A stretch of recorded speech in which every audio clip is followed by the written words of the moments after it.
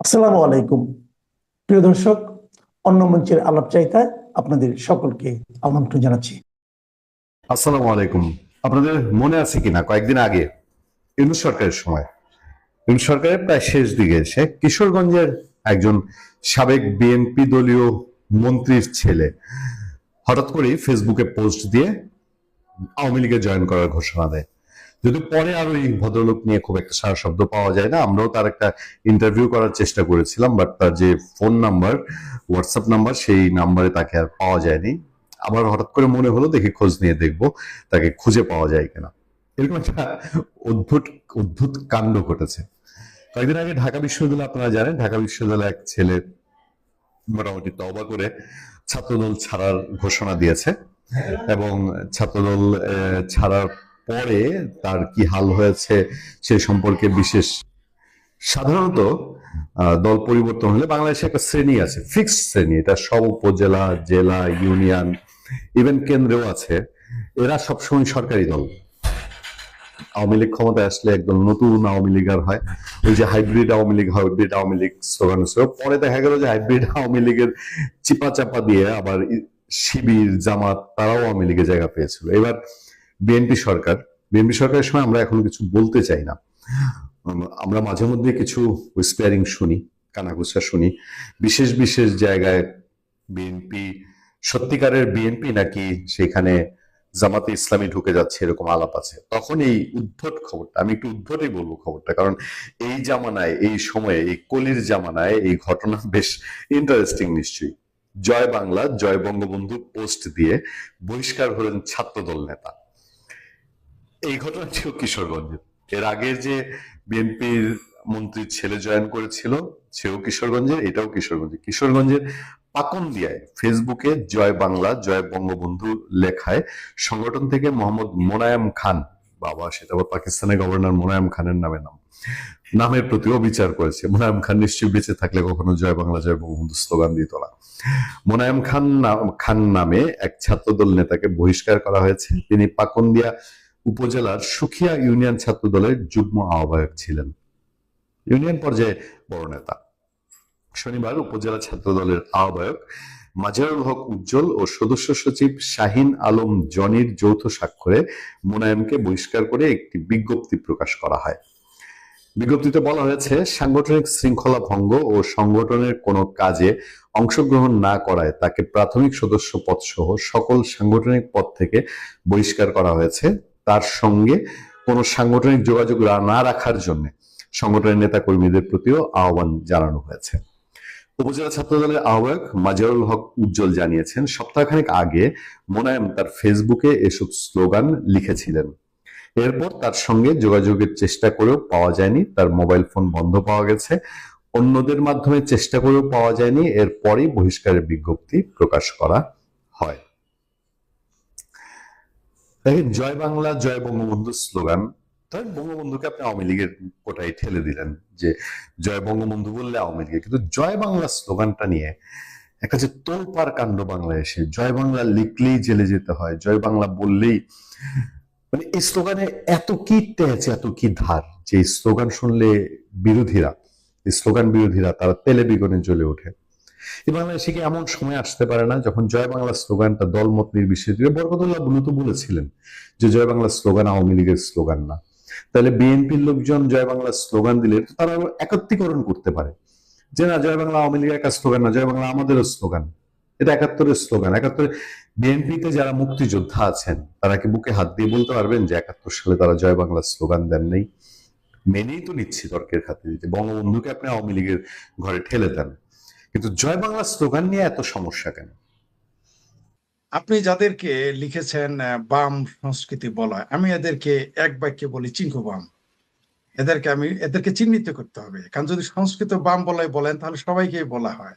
এদেরকে চিঙ্কু বাম বলবেন, তাহলেই দেখবেন সাথে সাথে এদের চরিত্রটা এবং চেহারাটা আরো বেশি প্রকাশ হয়ে যাবে। যেমন জামাতিদের যদি আপনি মুসলমান বলেন তাহলে ভুল হবে, বলতে হবে তাদের মগা মওদুদির উম্মত। দেখবেন তাহলেই দেখবেন মগা মওদুদির উম্মত এতদিন বামপন্থীদেরও গালি দিত, আওয়ামী লীগেরও গালি দিয়েছে। এখন দেখবেন যে বিএনপির নেত্রী আরে নীলুফা চৌধুরী মনি তার বিরুদ্ধে লেগেছে। বিএনপি ভেবেছিল যে জামাত তো রুকেয়া প্রাচীকে গালি দেয়, জামাত তো লোপা আপাকে গালি দেয়, জামাত তো শারমিনকে গালি দেয়, শেখ হাসিনাকেও গালি দেয়, বঙ্গবন্ধু গালি দেয়, খুব ভালো খুব ভালো। এখন কিন্তু তাদের তাদের বিমান তাদের উপরে হামলা করতেছে। আমাদের এলাকায় 71 সালে এলাকার রাজাকার ছিলেন, বিখ্যাত রাজাকার তিনি, তার গরুগুলো পাকিস্তানি বিমান হামলায় মারা যায়। তখন বলে গেদা মানে ছেলে, গেদা এটি কি হলো, আমগরে বিমান আমগরের উপরে হামলা করলো, কয়ে আমগরে বিমান আমগরে মারলো কেন? কারণ সে ছিল রাজাকার, মুসলিম লীগ করতো, তার গরু সরায় রাখতো যে বুঝি তার কিছু হবে না। কিন্তু পাকিস্তানিরা যখন হামলা করছে, ওটা তো সিল মারা নাই যেটা রাজাকার আল বদর মুসলিম লীগ আওয়ামী লীগের গরু, এটা তো বলা ছিল না, হামলায় তা মারা যায়। তো এখন এই নীলুফা আপাতের দশা তাই হয়ে গেছে। ফজলুর রহমানের জানাজা করবে না এই মগা মগা মওদুদের উম্মতরা ঘোষণা দিয়েছে। আবার এদিকে নীলুফার চৌধুরী মনির, মানে আজ কয়দিন পরে দেখবেন তারেক রহমানেরও জানাজারা করতে চাইবেন, আপনি নিশ্চিত থাকেন ধীরে ধীরে ভেবেই যাবে। তো সিংকুবাম যারা আছে এদের বিষয়ে এবার আসে, একটু সাড়ে নতুন ধান বানতে মাঝে মাঝে শিবের গীত গাইতে হয় বিষয়টা আরো ভালোভাবে বোঝানোর জন্য। এই যে রহমান মুস্তাফিজ আমার পছন্দের মানুষ, আমরা দেখেছি গণজাগরণ মঞ্চে আমরা একসাথে আন্দোলন করেছি, আমার চাইতে জোরে জয় বাংলা স্লোগান দিত। আমার মনে হয় গণজাগরণ মঞ্চে যত বামপন্থী ছিল একটা আমার সে আস্তে জয় বাংলা স্লোগান দেয় না, বরং আমাকে বলতো ফরিদ সাহেব জোরে জয় বাংলা স্লোগান বলেন না কেন। মানে আমি স্বাভাবিকভাবে বলতাম জয় বাংলা, কিন্তু তাদের সাথে আমাকে এই কৃতিত্ব আমি তাদের দেব। মানে আমি জীবনে যতবার জয় বাংলা স্লোগান আমি জোরে দিয়েছি, এই আজকে যারা সিংকুবাম আওয়ামী লীগকে গিলে খেতে চায়, শেখ হাসিনাকে গিলে খেতে চায়, রোকেয়া প্রাচীদের পারলে ধরে এখনই জীবন্ত কবর দিত। মানে জামাতের চাইতে সিংকুবামদের রাগ খুব বেশি। আর আমার তো তালাক দিছে, বাইন তালাক, আমি নাকি বামি না, কারণ হলো যে আমি আওয়ামী লীগের দোষর হয়ে গেছি। তাও আবার সেই দোষর রোকেয়া প্রাচীর অনুষ্ঠান উপস্থাপনা করি, আওয়ামী লীগের লোকদের পক্ষে দালালি করে আমাকে আর বাইন তালাক দিয়েছে, মোটামুটি দেওয়া শেষ। কিন্তু এরা জানে না যে তাদের সে কোনো অংশে বাম রাজনীতির বিষয়ে কম পড়ালেখা করিনি, কম তাদের সাথে কম কালো হয়ে, এই কালো যে হয়েছি আমি এর অর্ধেক দায় কিন্তু বাম রাজনীতি। এই রাস্তায় রোদ্রে আওয়ামী লীগের জন্য কিন্তু আমি কোনোদিন আমার ত্বক কালো করি নাই। এই ঢাকা থেকে চিটাগাং, সরিষাবাড়ি থেকে চিটাগাং, সেই আনু মোহাম্মদের পিছনে পিছনে কত না বিদ্যুৎ বন্দরের জন্য আওয়ামী লীগ বিএনপি সবার বিরুদ্ধে চেয়ার ঘোষণা করেছিলাম। এই ত্বকটা অর্ধেক কালো হয়েছে কিন্তু বাম রাজনীতি করতে যায়, তারপর আমার তারা বাইন তালাক দিয়েছে। দেখ তাদের ব্যাপার, এটা সেটা তাদের ব্যাপার। যদি আমার সাথে সংসার করা তাদের না পোষে তাহলে আমি কি করব। আপনি যেটা বলেছেন এদের দশা আরেকটা উদাহরণ দেই। মানে আমাদের যেমন একটা গল্প আছে যে গাছের আগালে পানি উঠুক দেখি কাক থাকে কোথায়, কিন্তু শিয়াল যে কোথায় থাকবে শিয়ালের এই চিন্তা নাই। শিয়াল বলে গাছের আগালে পানি উঠুক, অর্থাৎ আওয়ামী লীগকে তারা গিলে খাবে, ছাত্রলীগকে গিলে খাবে। শুধু ছাত্রলীগ আওয়ামী লীগকে না, তারা নরেন্দ্র মোদীকেও গিলে খায়। এদের কিন্তু লোক নাই 5 জন 10 জন লোক নাই, কিন্তু এরা দেখবেন শুধুমাত্র যে আওয়ামী লীগ ছাত্রলীগ শেখ হাসিনা বঙ্গবন্ধু গিলে খায় না, এরা নরেন্দ্র মোদীকেও গিলে খাইতে চায়। বুঝতে পারছেন? তো এদের লোক কয়টা আমি বলি। আগে তো আজিজ সুপার মার্কেটে মোটামুটি কিছু, সেগুলো তো এখন কাপড়ের দোকান হয়ে গেছে, বাদ দেন। তারপর সোহরাওয়ার্দী উদ্যানে কিছু গাঁজাখোর ছিল, সেগুলো এখন আর নাই, ওগুলোর সংখ্যা কমে গেছে। কারণ এই ছাত্র কি শিবিরেরা ক্ষমতা নেওয়ার পরে এদের উষ্টায় ওখান থেকে তাড়াই দিছে। তারপরে কয়েকজন ওই যে ফ্রড মাজার নাকি ভবের পাগল একজন আছে, ভবের পাট নাকি কি বানাইছে, সেখানে অন্তত ঢাকা বিশ্ববিদ্যালয়ে বড় জোর সর্বশা করলে 20 জন ছাত্র পাবেন, সর্বোচ্চ সর্বোচ্চ পাবেন। আনু মোহাম্মদের কাছে 20-30 জন। আর মনে করেন যে আবুল কাশেম ফজলুল হক স্যারের বাসা আমার পরম শ্রদ্ধা, তার অনেক অনুষ্ঠানে আমি নিজে উপস্থাপনা করতাম। তো ওই আবুল কাশেম ফজলুল হক স্যারের বাসায় আপনি আপনি 10-12 জন পাবেন হচ্ছে ভাসানি ভাম আর হলো মিলাদ ভাম দ্বারা, আর পাবেন কয়েকটা চিঙ্কু ভাম, রেনু মাহমদ। এরা গিয়ে দেখবেন যে আলোচনা করে আবুল কাশেম স্যারের বাসায়। এই সর্বসাকুল্যে কিন্তু এরাই কয়জন, কিন্তু এদের ভাবের চাইতে ভঙ্গি বেশি। আমার একজন ভাই আছে আব্দুল কাদের ভাই, বলে যে কিরে, মানে কেউ যদি কিছু বলতে তোর ভাবের চাইতে তো ভঙ্গি বেশি। এদের হলো ভাবের চাইতে কিছুই কিন্তু করতে পারবেন, এদের কোনো ক্ষমতাই নেই। আবার যেই দিন আওয়ামী লীগ ক্ষমতায় আসবে এরা কিন্তু আবার জয় বাংলা বলে আমার চাইতে জোরে জয় বাংলা স্লোগান দিবে, এটা আপনি নিশ্চিত থাকেন। এদের আমি চিনি এরা আওয়ামী লীগ আমলের সুবিধা নিয়েছে। আমি আরেক চিঙ্কুকে চিনি, তার বউকে চাকরি নিয়ে দিয়েছে আওয়ামী লীগের হাতে পায়ে ধরে। সে সারাদিনই প্রত্যেক দিনই দিনে একবার করে আওয়ামী লীগের গালি দেয় পড়লে। মানে আওয়ামী লীগের যারা সুবিধা কম নিয়েছে তারা কম গালি দেয়, যারা বেশি নিয়েছে তারা বেশি গালি দেয়। এই বামপন্থী চিঙ্কু বামদের কথা বলি, অনেক চিঙ্কু বাম এরকম দেখবেন। তারা যে পোস্ট দিয়েছে, কালকে যদি আওয়ামী লীগ না থাকে চিঙ্কু বাম খুঁজে পাওয়া যাবে, হারিকেন দিয়ে খুঁজে পাওয়া যাবে। এই যে জামাত হেফাজত, এদের তো গোনাতেই ধরে না। জামাত হেফাজত এই চিঙ্কু বামদের গোনাই ধরে। যাও একটু একটু সুযোগ সুবিধা, রাজনীতি করার সুযোগ সুবিধা পেয়েছিল কার আমলে? আওয়ামী লীগের আমলে। এরা দেখবেন গণজাগরণ মঞ্চেও কিন্তু এরা ছিল। অদ্ভুত ব্যাপার, আমরা তারা চিনতে পারি নাই। যে লোকটা আমার চাইতে 3 গুণ শক্তিতে জয় বাংলা স্লোগান দিল, সেই লোকটা এখন কয় জয় বাংলা স্লোগান হারাম।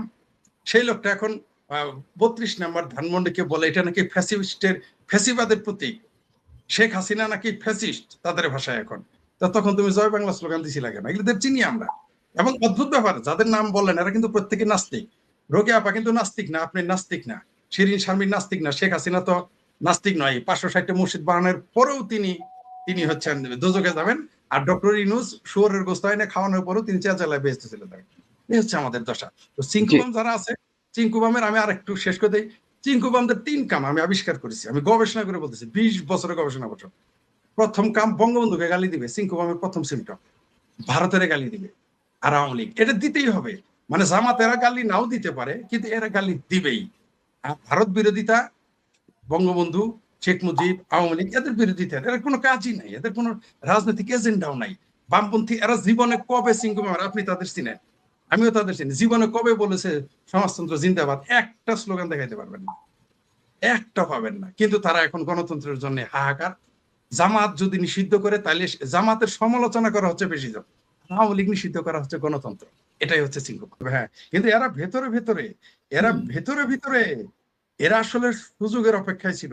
এরা চক্ষু লজ্জা এরা জামাতে যোগ দিতে পারে না, এরা চক্ষু লজ্জা এরা শিবিরে যাইতে পারে নাই, তাই এরা বাম হয়েছিল।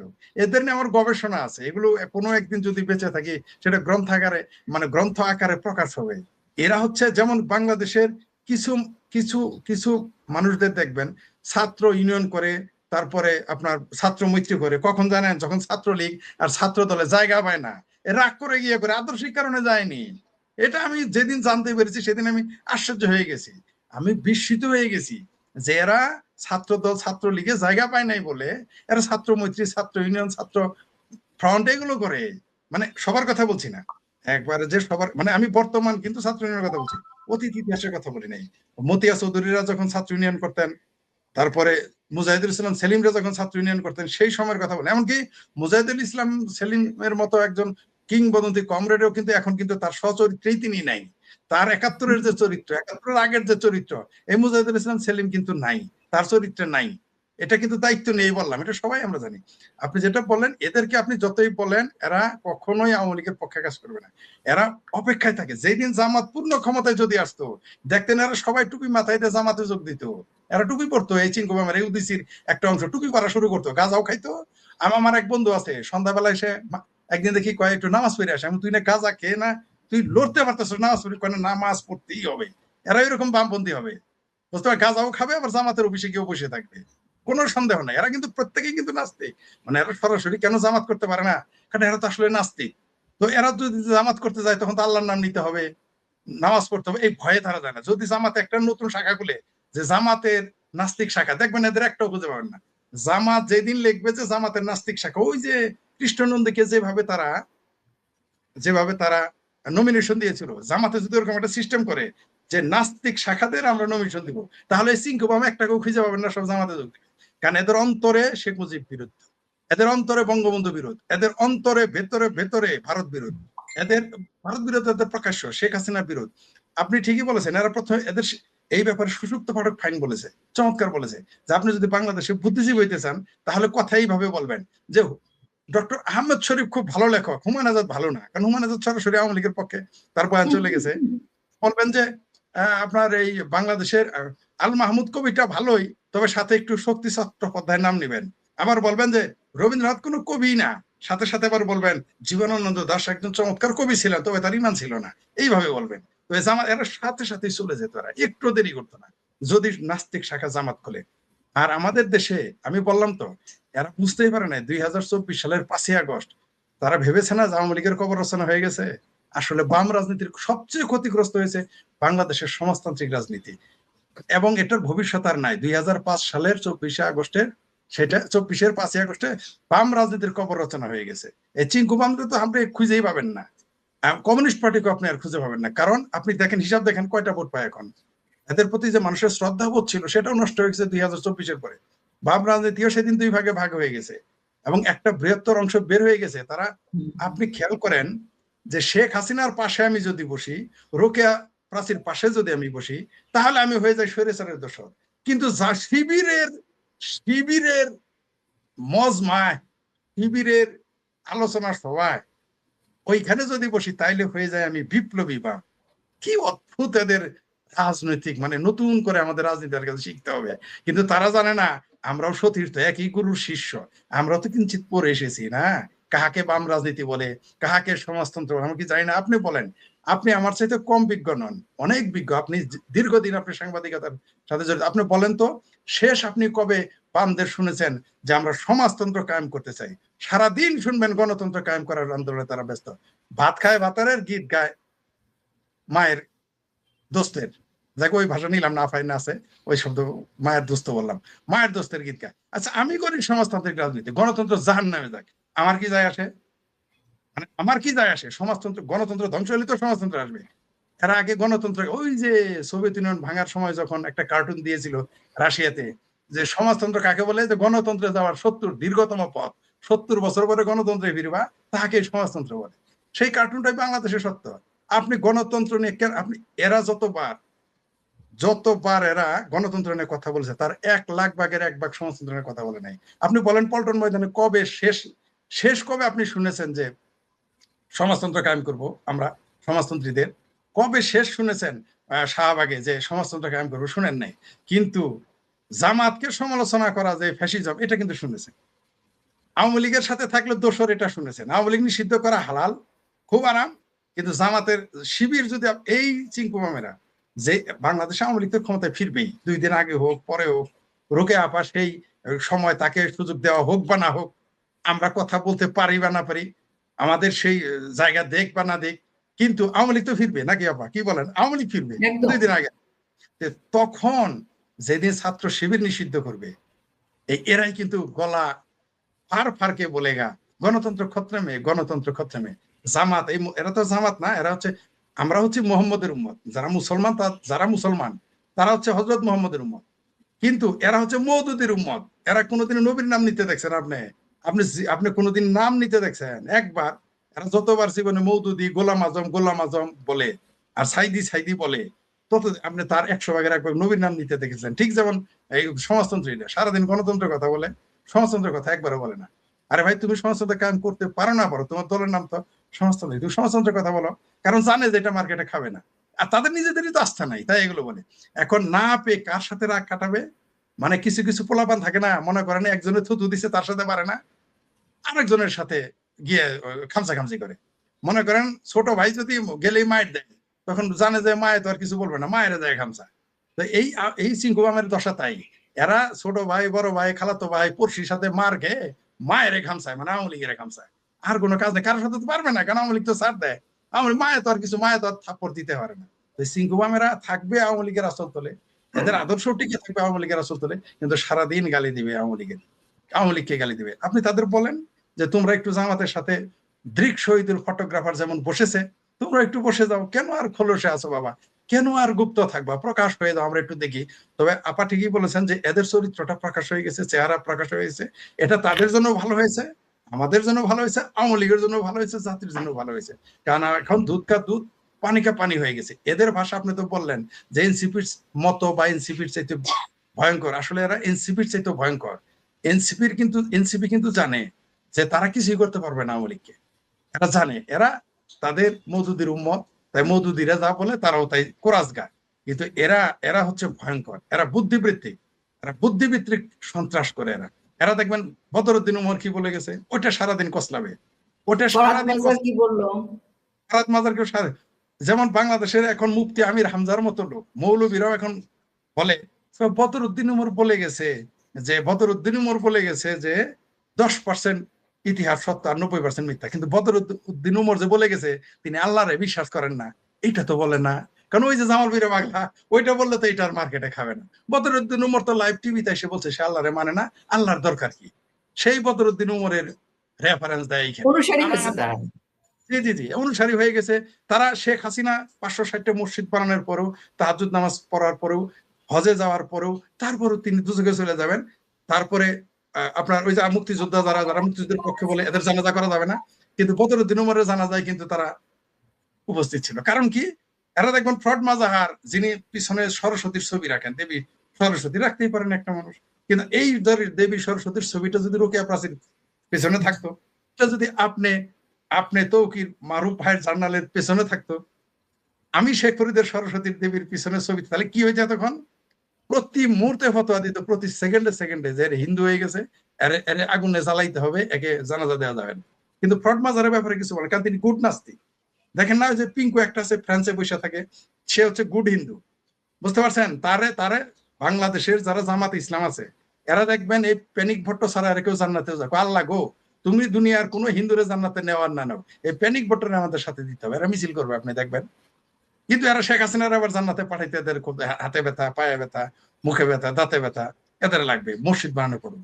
আপনি দেখেন বঙ্গবন্ধুর জয় বাংলা স্লোগান নিষিদ্ধ, বঙ্গবন্ধুর ভাষণ নিষিদ্ধ, বই থেকে বাদ দিয়েছে, সংসদ থেকে বাদ দিতেছে, সংবিধান থেকে বাদ দিতেছে, কিন্তু প্যানিক ভট্টের যে বক্তব্য সেটা মাদ্রাসায় বাজায়, মসজিদে বাজায়। বাহ, মানে কোন দেশে আমরা বাস করি? আসলে এই দেশে সমাজতান্ত্রিক রাজনীতিবিদ যারা, আর সবাই না, আবারও বলি, অনেকে আবার বলি বুঝে নিয়ে না যে আমরা সবাইকে বলতেছি, এই দেশে যারা সমাজতান্ত্রিক রাজনীতি করে এবং তথাকথিত ইসলামের রাজনীতি করে, সকলকে বলতেছি না, আবার তার অধিকাংশই হচ্ছে ফ্রড, তাদের মুখে এক, হৃদয়ে আরেক। তো এটা এখন প্রকাশ হয়ে গেছে। 2024-এর 5ই আগস্ট খুব জরুরি ছিল এই দেশে, না হলে এই দুধ কা দুধ পানি কা পানি হইতো না, এই চরিত্রগুলো আমরা চিনতে পারতাম না। আমি যেরকম আন্দাজ করেছিলাম, প্রেডিকশন যা করেছিলাম, সেটাই হতে চলেছে। গেরুয়া ঝড়ে তৃণমূল উড়ে গেল। এখন আমি দুপুর 12টার সময় রেকর্ডিং করছি, একটু দেরি করে রেকর্ডিংটা করলাম। তাতে এখন দেখা যাচ্ছে যে অ্যাবসোলুট মেজরিটি বিজেপি পেয়ে গেছে। 148টা পেলে মানে অ্যাবসোলুট মেজরিটি হয়, বিজেপি 163টা পেয়ে গেছে, তৃণমূল কংগ্রেস 105টা। এখন সবে 7th রাউন্ড গোনা হচ্ছে, 25টা রাউন্ড গোনা হবে। এই যে 105টা আছে, এই 105টা কিন্তু নামতেও পারে, আবার উঠতেও পারে। তবে বিজেপির ভোটটা আর নামবে না। এই কারণে নামবে না যে বিজেপি এবার যে এলাকাগুলো